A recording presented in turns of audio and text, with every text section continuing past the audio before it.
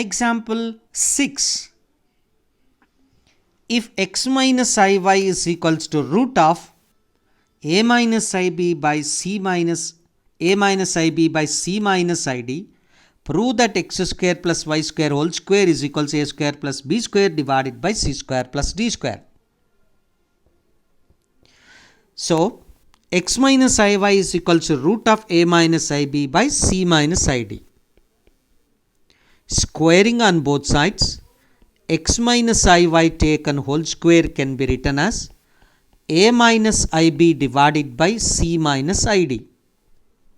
Now taking modulus on both sides, modulus of x minus iy then taken whole square is nothing but modulus of x minus iy whole square, since modulus of z square is the same as mod z whole square.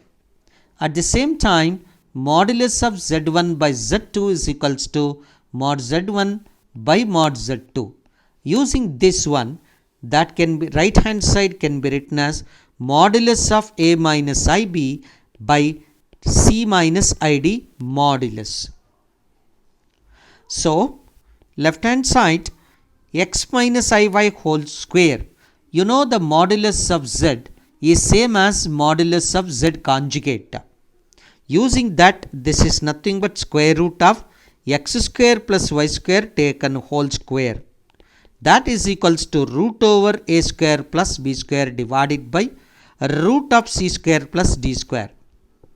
Squaring and removing square root on both sides, it gives us x square plus y square taken whole square is equals to a square plus b square divided by c square plus d square.